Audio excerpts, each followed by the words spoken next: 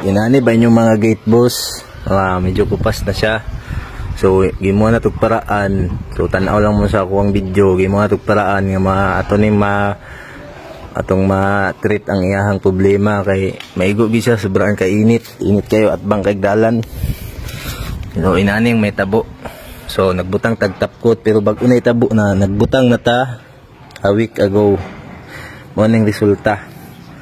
So atong gibutangan kay tungod atong i-check kung okay ba gyud ang pintura siya kay na good time nga basig mo alsa siya.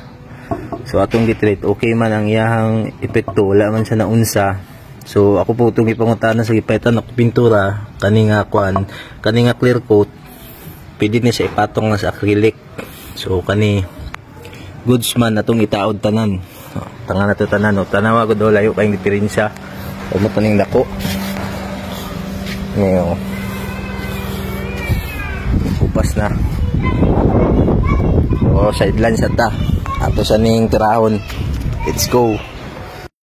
So mao na itong gigamit guys, Timeless 2K urethane top coat. Palit na siya apple container o dapat ang paliton. Palit nimo ni siya sa mga gabaligag pintura.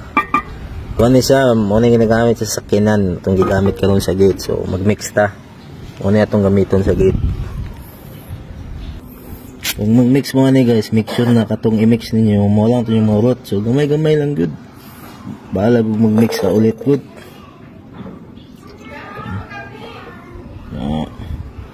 Oops. Gamay lang diri. Pamuka lang.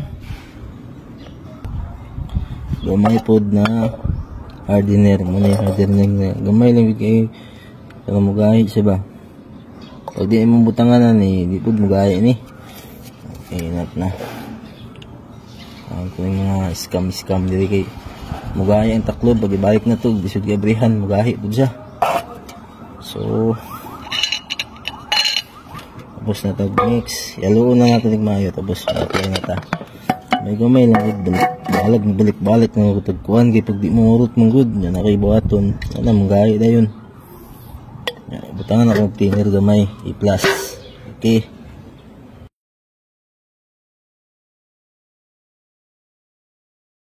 Appearance, look.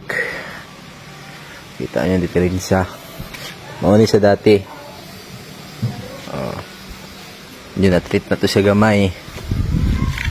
Dapat napasinaw na to na. Uman naman tong gamay pod.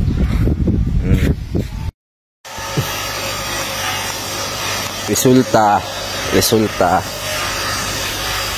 Diba? Okay, ayos.